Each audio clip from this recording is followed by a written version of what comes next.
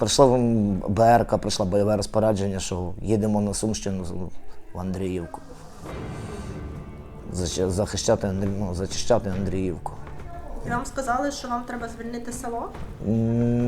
Так, але ми не мали, як вам сказати, я не мав це саме село, ми малися зайти в посадку і зачистити бліндажі. Перед Андріївкою? Так. Да. Але вийшло, що попали і в село, і саме в Андріївці, і там, і там. Поранило мене вже в самій Андріївці. Коли росіяни змогли закріпитися у селах на прикордонні Сумщини, це могло стати таким критичним моментом, адже вони могли б підійти на критичну відстань і досягати до обласного центру артилерії. Тому українські військові тут не лише утримують, намагаються утримувати лінію оборони, а й відбити деякі населені пункти. Про такий населений пункт, про село Андріївку, в цьому відео ми розкажемо вам і покажемо бійців 225-го штурмового полку, які відбивали цей населений пункт. А також нагадую, аби ви не забули підписатися на наш канал, підтримати нашу роботу ви можете, долучившись до спільноти «Громадське». Мы на доукомплектации были в районе постоянной дислокации. Пришел приказ на выдвижение. Меньше чем за сутки батальон выдвинулся в район Андреевки. С колес мы зашли в Андреевку, перерезали все подходы к Андреевке и начали зачищать ее. Андріївка ж невелике, так, село? Нет, небольшое село, 2 улицы. 2 вулиці, там, Да, там 2 десятки. речка, тоже и плюс, и минус этой речки, что слева направо ни мы не перебежим, ни они не перебегут. Вот. И очень много зелени, зеленки очень много. Вот. И посадки, которые подходят со всех сторон, яры, то есть, довольно-таки для пехоты сложная местность, для птиц, понятно, то есть только зеленка – это проблема. Яке значення загалом має Андріївка на цьому напрямку? Чому так важливо її було відбити? Это дорога на Писаревку, а Писаревка – дорога на Сумы. Плюс, пройдя Писаревку и пойдя дальше, у них уже получается прямой контакт, они уже будут доставать до Сум артиллерии. Поэтому это было очень важно. То есть вот там эти 5-7 километров, но они играют большую роль, потому что если артиллерия сейчас не достает до Сум, то они бы уже доставали просто со ствольной артиллерии и начинали разбирать Сумы. Это, соответственно, паника, люди потихонечку будут выезжать с города, и тогда город начнет умирать. Загалом, коли вам довели це завдання, що ви думали? Ви думали, що воно дуже складне, воно мало здійсненне? Ні. Прийти, виконати завдання і відпочивати. І ми йшли штурмувати. Але попали, потім під мінометний обстріл і отримали поранення. Але ми далі групу переукомплектували з 2 в 1. І група пішла далі на завдання, а нас евакуювали. Угу. Що саме ви штурмували? Посадку. Скільки часу ви відбивали Андріївку? Я так точно не могу сказать, но я думаю, до 2 недель. Очень тяжелые бои были, потому что русские успели закрепиться. Мы заходили на новое место, практически неизученное. Поэтому плюс это, помимо того, что это посадка, зеленка, это еще и урбан, да, это дома и так далее, подвалы. То есть мы не знали ситуацию по селу, где у них там проходы, где у них погреба и так далее. Тогда все это было методом тыка. То есть группы заходили, постепенно каждый сектор зачищали. Вот, при поддержке дронов. Дроны все мониторили, все на упреждение перед группами это все уничтожали, что можно было уничтожить. Вот. Довольно-таки сложно. То есть, действительно, любой населенный пункт, любая локация, которую надо освободить, если там русские какое-то время продержались, они очень хорошо умеют закапываться. Поэтому то есть, они там закопались, и уже выбить очень сложно. То есть, если это день-два, после, русские зашли, да, день-два, то это намного проще. Они не успели закрепиться, не успели изучить местность, там все тайные ходы, переходы. Когда это довольно-таки уже какое-то время побыли, они понятно, что и мы, и они, то есть мы же закапываемся и делаем линию обороны. Поэтому это было сложно, за счет того, что грамотно было построено именно управление в плане перерезать им все подходы, взять под огневой контроль, любые резервы мы отрезали. Понятно, что кто-то проскакивал, да, там, например, если взять там какие-то конкретные случаи, бежит группа 7 человек, добегает только 1. Там бежит группа 18 человек, добегает тоже 1 или 2. Вот. А до этого, когда не было огневого контроля, вот это все накапливалось, насыщалось, все это заходило в Андреевку. Нам приходилось там вычищать все. Заїхали на точку, вигрузилися, почали рух до місця свого. І вийшло, що нас спалила пташка. Почали по нам скиди працювати. Ми почали розбігатись, під укриттями ховатись. Ну, все робити, як нас обучали. І вийшло так, що почався контакти, почалися теж міномети, проча вся фігня, і мені осколок один в півішки залетів в ногу. І вас звідти евакуювали, так? Моментально, дуже швидко. Я тільки по радійки, я командиру групи своєї сказав, кажу, що я 300, крикнув, я 300. Він одразу на радійку до командування, що сказав, каже, мене в групі 300 і мене моментально оттуда. А пацани далі пішли, і, слава Богу, бачите, удачно закріпилися, отработали, красавці. В тій посадці було багато росіян? Багато, казали пацани, багато. Тут відчувається, да, що в них тут люди є? Та да.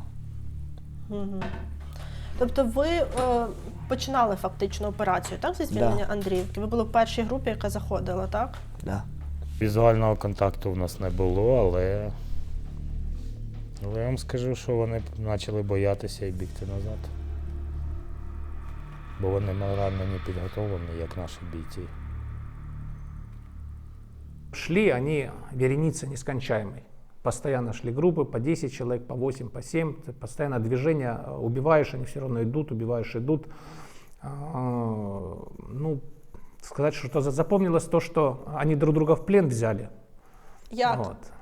По-моему, 177-я бригада, если я не ошибаюсь, взяла в плен 30-й батальон или бригаду.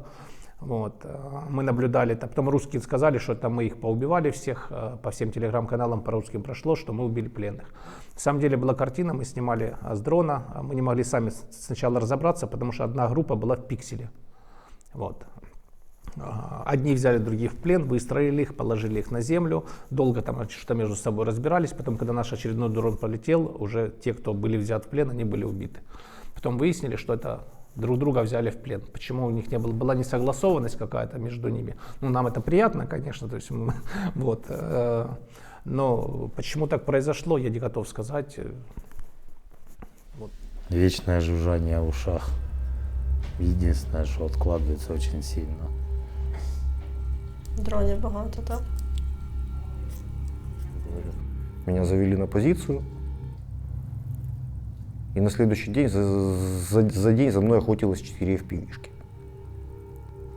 То есть они взорвались у меня за спиной, ну вот от 3 до 5 метров, 4 штуки. Убежал.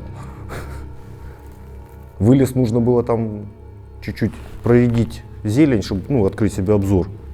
Потому что у меня так, получается, перекрывало там пару кустов. Вылез, добрался туда, все подчистил. Дроны летают, забился под куст и лежал минут 15, ждал, пока отлетят хоть в сторону, запрыгнуть обратно. Пока запрыгивал обратно, у меня за спиной уже взорвалось. Сейчас война, если взять конкретно локацию Андреевка, война происходит пехоты. Это пехота, это малые группы, там по 2-3 человека, но основная работа это дроны. Делают FPV на оптоволокне и сбросы с мавиков. Вот, то есть никакой техники уже нету. Поэтому передвижение днем, и ночью, и днем, в принципе, это 50 на 50 рулетка. То есть дойдешь, не дойдешь. То есть и как и у нас, так и у русских. Но если взять Курскую область, сейчас мы в Сумской области, сейчас немножко полегче, чем было в Курской области. То есть, возможно, они резервы не подтянули, нет у них возможности. То есть, все равно FPV, дроны, все это летает, но не в таких масштабах, как было именно в Курской области. Що лікарі про ваше поранення кажуть? Що я везунчик, що нога осталася на місці. Ага. Що, що не одорвало повністю. Ви ж бачите, воно там може ще й ожог, бо мене кумулятивом гахнуло. Як скид летів, воно осколки полетіли, і мені осколок залетів в ногу і опекло. То нога йде на поправку. Та да. Скоро будемо штурмувати далі. Ви з 22-го кажете, що в піхоті. Це дуже надзвичайно складно. Звідки у вас досі ось ці емоції, цей запал? Тому що надо. Хто крім нас? Якщо всі так будуть там втікати за границю, чи я не знаю, то що, то хай прийдуть і насилують дітей, жінок, убивають, граблять. Я не знаю, це якось неправильно. Треба захищати свою землю. Як ви думаєте, те, що ви звільнили Андріївку, трішки сповільнить наступ росіян на Суми? Я думаю, що да. Я думаю, що да, бо вони ж теж розуміють, що тут їх ніхто з ними гратися не буде, і що їх тут ніхто не чекає. Що якщо вони пойдуть далі, ми ж все одно будемо йти теж далі, будемо захищати своє. Що нам теж якби є що втрачати, в нас теж сім'ї, всіх. І я не знаю, якщо вони пойдуть далі, ми підемо теж далі, ми підемо до останнього, до останнього. Будемо стояти і захищати. Ми зараз повністю контролюємо Андріївку. Так, Стрілецьких боїв там уже немає. в Андреевке нет. Але росіяни, думаєте, будуть намагатися її відбити? Они это и делают постоянно, круглые сутки идет движение по посадкам. В чем минус? Нам сложно сейчас контролировать подходы, потому что они идут посадками. Посадки дали зелень, все, то есть уже сложно. Тепловизионные дроны очень плохо видят. Вот, поэтому сейчас немножко сложно, то есть, но посадка заканчивается поле и Андреевка. То есть вот это контроль от посадки до Андреевки, полный контроль с нашей стороны. Вот, я говорю, они пытаются там перебежками пробежать там, по длинному маршруту, по короткому, там определенные маршруты есть, их, которые то есть, у нас как-то обозначены. Вот, и вот на этих маршрутах мы их ловим. Ну и на упреждение, понятно, работаем по посадкам. Коли в тебе забрали дом, я сам взагалі з Криму родом, я там з 14-го року не був взагалі, то, звісно, хочеться, звісно, додому вернутися вже з жовто-синим прапором, тому і захотілося. Зважаючи на ті сили, які росіяни сюди стягнули, як ви думаєте, чи вистачить у нас, відповідно, сил стримувати оцей великий наступ на Суми? Ну, на данный момент, я думаю, у нас хватит сил это все остановить, но, в принципе, уже остановили. По поводу теперь их отбросить, я думаю, потихонечку это можно будет сделать. Я говорю про наше направление, я говорю конкретно про 225-й отдельный штурмовой полк. То есть у нас опыт с первых дней войны, грубо говоря, таких дій, поэтому я думаю, у нас получится. По другим локациям я не готов сказать, я не знаю. То есть у нас они сейчас сосредоточили 177-ю бригаду, мы практически всю уничтожили, 30-ю бригаду, которая была то же самое. А сейчас 155-я зашла бригада, сумнозвестная, которая там голову отрезала нашим пацанам. Вот. Но мы с ними уже не первый раз встречались, поэтому пока не получается у них ничего. Вот. Потому что по перехватам они ноют, они отказываются выходить, они понимают бесперспективность, но это солдаты, то есть перехваты там рации и так далее. Вот. Но все равно загранотряды никто не отменял, их просто гонят. Вот. И второй момент, если у нас как-то планируется операция и штурмовикам доводится локация, куда они идут, какая обстановка вокруг, то в данном случае здесь ничего не доводится. И я уже не первый раз с этим сталкиваюсь, то есть люди просто тупо идут, им даже никто не говорит, им говорят, в точку Б надо прийти. Вот он идет в эту точку Б и умирает перед этой точкой. То есть следующие также идут, следующие. Я думаю, там никто никого не ставит в известность, потому что, мне кажется, начнется паника, отказ там, от выполнения боевых заданий и так далее.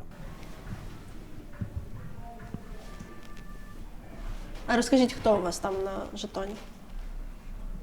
Дружина Юля і 2 дітей. Так що так от. І моя сім'я завжди со мною. Сил нету, а тут посмотрел, и все, не появляется моментально. Здається, так положив би той автомат і то все, і нафіг воно треба. Так подивишся, як він каже на ті жетони, на те все, і розумієш, що ні, ніфіга, треба. Просто втомляєшся, понятно, що втомляєшся.